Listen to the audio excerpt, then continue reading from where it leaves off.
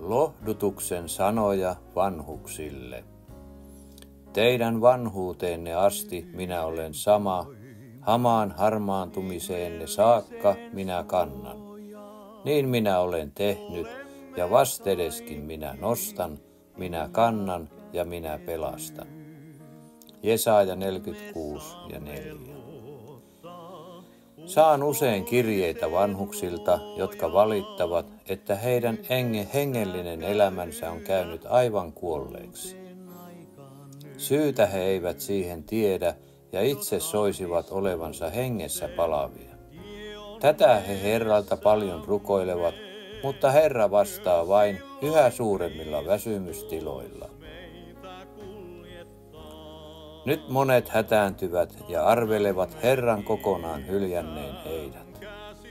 Tahtoisin tässä nyt sanoa jonkun lohdutuksen ja rohkaisun sanan näille vanhoille ja uupuneille kilvoittelijoille. Kun itsekin olen elänyt jo niin kauan, että minut voidaan hyvin lukea vanhusten joukkoon.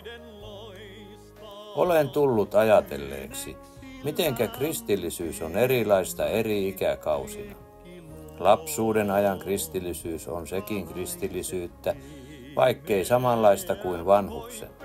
Nuoren intomielisen kristillisyys ja voimamiehen toimelias kristillisyys ovat myös toisenlaisia kuin sairasvuoteella viruvan vanhuksen. Tässä nyt muutama sana sinulle, joka yrität siellä vanhuuden vaivojen keskellä kilvoitella Herran tiellä. Muutama lohdutuksen ja rohkaisun sana. Paina nyt ensin mieleesi, että sinun on otettava jokainen päivä Herralta sellaisena kuin hän sen antaa. Sinä et voi siihen oikeastaan miten vaikuttaa, kun olet ruumiillisesti ja sielullisesti heikko ja väsynyt. Täytyy sinun nyt tyytyä osaasi. Tyydy olemaan väsynyt ja heikko, jopa siinä määrin, ette tahdo jaksaa lukea Jumalan sanaakaan, etkä rukoilla. Kyllä Herra sinun tilasi tuntee ja tietää varsin hyvin, että soisit monien asioiden olevan toisella tavalla kuin ne ovat. Sinun tulee muistaa, että sinä olet vanhanakin yhtä lailla Herran hoidossa kuin nuorena ja voimiesi päivinä. Jos et jaksa enää rukoilla, niin lepää Herrassa. Jos et jaksa enää kilvoitella, niin jättäydy hänen käsiinsä ja anna hänen hoitaa sinua, niin kuin hän hyväksi näkee. Hän riisuu ja pukee. Näyttää siltä, että monen meidän täytyy tulla hyvin perinpohjaisesti riisutuksi ennen kuin siirrymme tästä elämästä tulevaan. Meillä saattaa kristittyinä olla taipumusta jonkinlaiseen omaan vanhurskauteen, joka ilmenee sillä lailla, että olemme hyvin iloisia siitä Pyhän Hengen työstä, jonka hän meissä tekee. Se on aina jonkinlaista iloa hyvissä tunteissa. Nyt meiltä otetaan pois viimeisetkin tunteen rippeet ja jäljelle jää vain hengen köyhyys ja tyhjyys. Tuntuu siltä, kuin Herra olisi jättänyt meidät. Mutta näin ei voi tapahtua, sillä Herra on uskollinen kaikessa johdatuksessaan ja kuljettamisessaan. Hän on johdattanut meitä läpi elämämme ja erityisesti siitä hetkestä saakka, jolloin jättäydyimme ehjästi ja kokonaan hänen kuljetettavakseen. Sielunvihollinen kyllä tuntee ja syyttää meitä monista erehdyksistä elämämme matkan varrella ja sanoo, että emme ansaitse muuta kuin tulla hyljätyiksi. Mutta sen me tiedämme, että Herra on uskollinen lupauksissaan ja johdatuksessaan. Me tiedämme varmasti, ettei hiuskarvaakaan ole tällä tiellä päästämme pudonnut Herran sallimatta. Elämämme on siis ollut kätkettynä Jumalan tahtoon, ja se on sitä tänäkin päivänä. Varokaamme nyt vain sitä, ettemme vanhoilla päivillämme joudu sellaiseen lainalaiseen tilaan, johon sielunvihollinen mielellään tahtoisi meidät johdattaa, jossa kadotamme uskomme ja joudumme epäuskon valtaan. Meidän on nyt katsottava niin pois itsestämme, että henkemme silmien eteen jää yksin Herra, joka hoitaa meitä loppuun asti. Vielä ovat voimassa Herran sanat. Tulkaa minun tyköni kaikki työtä tekevät ja raskautetut. Minä annan teille levon.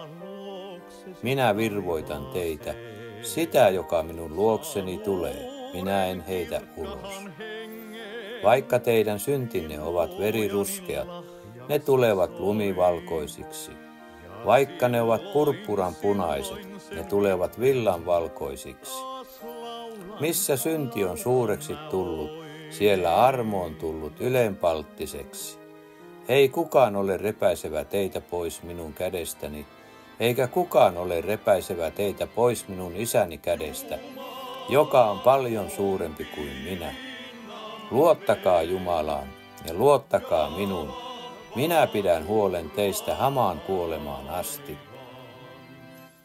Älkää siis olko epäuskoisia, vaan luottavaisia. Raamattu on täynnä lupauksia siitä, miten Herra hoitaa omiaan läpi ahdistuksien ja vaivojen taivaan valtakuntaan saakka. Tähän Herran johdatukseen ja uskollisuuteen tahdomme nytkin turvautua, kun kaikki omat voimamme ovat lopussa. Vaikka me olisimme kuinka uskottomat hyvänsä, pysyy hän kuitenkin uskollisena, sillä itseään kieltää hän ei voi. Tämä Herran uskollisuus on meidän turvanamme, vaikka ympärillämme kävisi yhä pimeämmäksi ja elämäntien loppupää yhä vaikeammaksi. Me turman vallat voitamme, Herrassa ainoastaan. Hän Kristus kuningas on voiton ruhtinas, lyö joukot helvetiin, ne tallaa jalkoihin, ja voiton meille saattaa. Jos täyttyisikin maailma nyt valheen enkeleistä,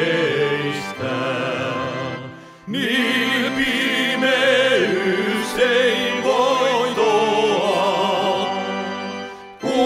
kuitenkaan saisi meistä. Ne olkoot raivoissaan ja syösköt kiukkuaan. Nyt valheen vallat on jo saaneet tuomion. Ne yksi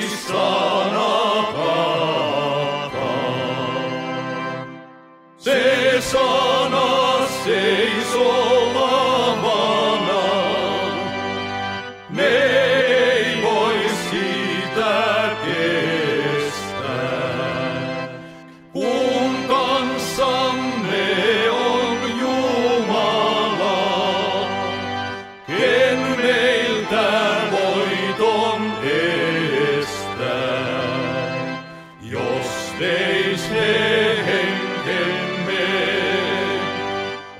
osamme onnemme, ne